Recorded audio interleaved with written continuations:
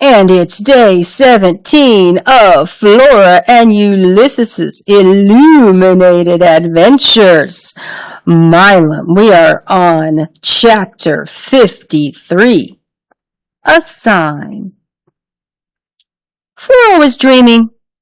She was sitting on the bank of a river. William Spiver was sitting beside her. The sun was shining, and a long way off there was a sign. A neon sign. There was a word on the sign, but Flora couldn't read it. "What does the sign say?" Flora asked. "What sign?" said William Spiver. "I'm temporarily blind." It was comforting to have William Spiver act just as annoying in a dream as he would in real life. Flora relaxed. She stared at the river. She'd never seen anything so bright. "If I were an explorer and I discovered this river, I would call it the Incandesto," said Flora. "Think of the universe as an accordion," said William Spiver. Flora felt a prick of irritation. "What does that mean?" she said. "Can't you hear it?" said William Spiver. He tilted his head to one side. He listened. Flora listened, too. It sounded as if someone a long way off were playing a toy piano. "Isn't it beautiful?" said William Spiver. "It doesn't sound much like an accordion to me," said Flora.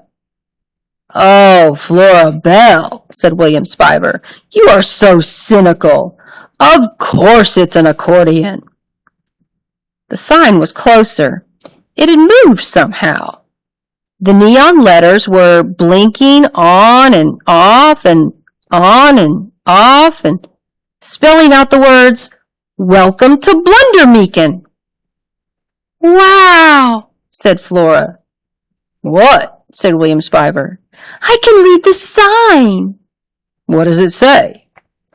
"Welcome to Blundermeakin," said Flora. The piano music got louder. William Spiver took hold of her hand. They sat together on the banks of the Incandesto River, and Flora was perfectly happy. She thought, "I don't feel homesick at all." She thought, "William Spiver is holding my hand." And then she thought, "I wonder where Ulysses is." Chapter 54. Dear Flora. "He will defend the defenseless. He will protect the weak. He will write a poem." The kitchen was dark, lit only by the light above the stove. The squirrel was alone, but he had a strange feeling of not being alone.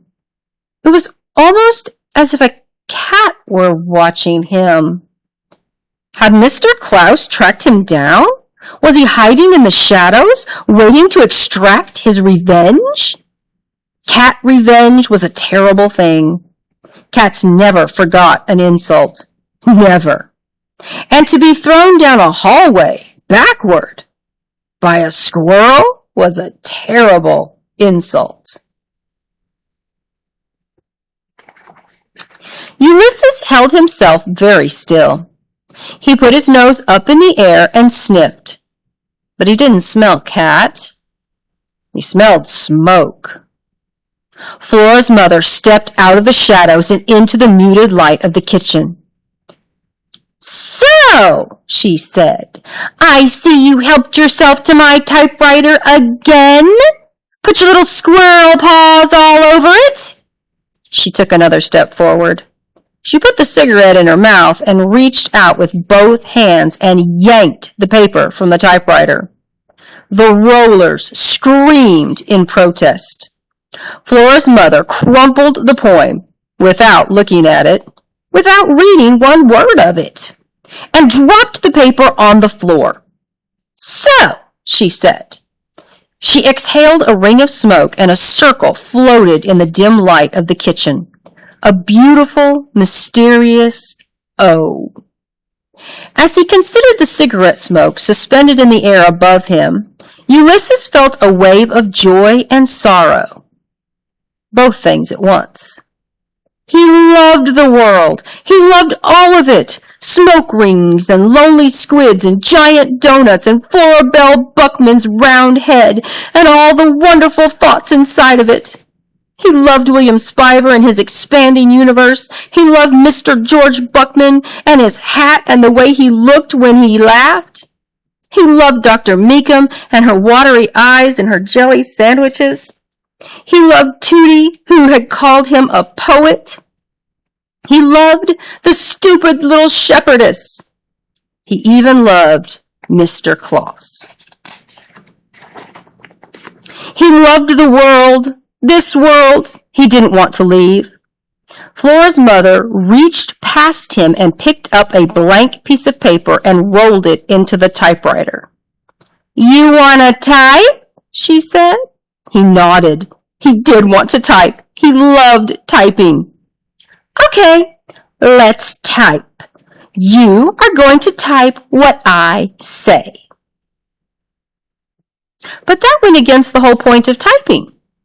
Typing what someone else said. "Dear Flora," said Flora's mother. Ulysses shook his head. "Dear Flora," said Flora's mother again in a louder, more insistent voice. Ulysses looked up at her. Smoke exited her nostrils in two thin streams. "Do it," she said. Slowly, the squirrel typed the words, "Dear Flora." And then, stunned into a dumb willingness, he typed every terrible, untrue word that came out of Phyllis Buckman's mouth. The squirrel took dictation. Chapter 55. A Stone Squirrel. When he was finished, Flora's mother stood over his shoulder, reading and nodding and saying, "That's right, that ought to do it. There are a few misspellings, but then you're a squirrel. Of course you're going to misspell things." She lit another cigarette and leaned against the kitchen table and considered him. "I guess it's time," she said. "Wait here. I'll be right back." And he did as she said. He waited. She left the kitchen, and he simply sat there, unmoving. It was as if she had put a spell on him. It was as if typing the lies, the wrong words, had depleted him of all ability to act. Once, long ago, in a garden in springtime, Ulysses had seen a squirrel made of stone. Gray, hollow-eyed, frozen. In his stone paws he held a stone acorn that he would never get to consume. The squirrel was probably in the garden now, still holding that acorn, still waiting. "I am a stone squirrel," thought Ulysses. "I can't move." He looked over at the words he had typed, and they were untrue words. Several of them were misspelled. There was no joy in them, no love, and worst of all, they were words that would hurt Flora. He turned slowly. He sniffed his tail, and as he sniffed, he remembered the words that Flora had shouted at him in the giant donut. "Remember who you are! You're Ulysses!" This helpful advice had been followed by a single powerful word. Act. He heard the sound of footsteps. What should he do? What action should he take? He should type. He should type a word. But what word? F? FL? No more typing! Chapter 56. Kidnapped.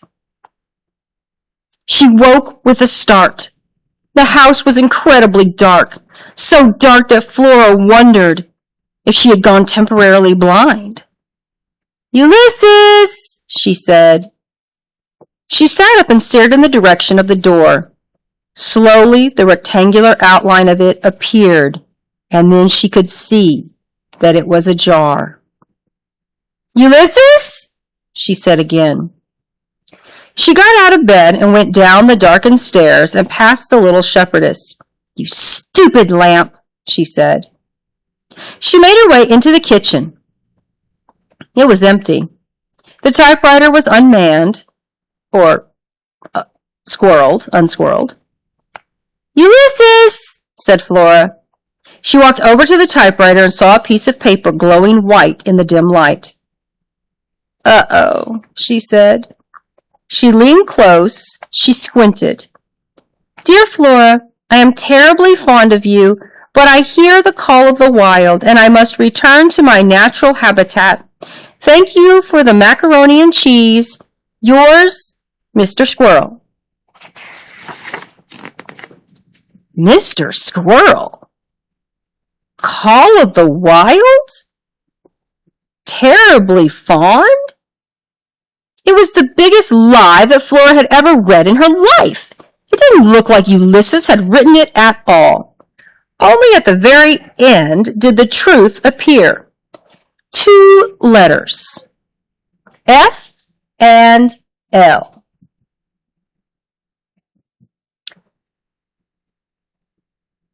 That was Ulysses, she knew, trying to type her name one last time, trying to tell her that he loved her. "I love you too," she whispered to the paper. And then she looked around the kitchen. What kind of cynic was she whispering, "I love you" to a squirrel who wasn't even there? But she did love him. She loved his whiskers. She loved his words. She loved his happiness, his little head, his determined heart, his nutty breath. She loved how beautiful he looked when he flew. She felt her heart seize up. Why hadn't she told him that? She should have said those words to him. But that didn't matter now. What mattered was finding him. Flora hadn't been reading The Criminal Element for 2 solid years for nothing. She knew what was going on. The squirrel had been kidnapped by her mother. She took a deep breath.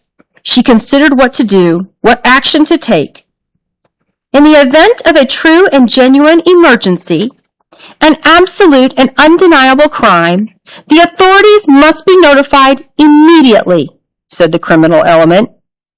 Flora was certain that this was a true and genuine emergency, an absolute and undeniable crime. Still, it didn't seem like a good idea to notify the authorities. If she called the police, what would she say? Her mother kidnapped my squirrel? The criminal element. If for some reason the authorities are not accessible to you, then you must seek help in other quarters. Whom do you trust? Whom do you know to be a safe port in a storm? Flora suddenly remembered her dream, how warm William Spiver's hand had felt in her own. She blushed. Whom did she trust? Good grief! She trusted William Spiver. All right, ladies and gentlemen, the end of day 17. We only have 3 more days, and we'll have finished the illuminated adventures of Flora and Ulysses. Come back tomorrow.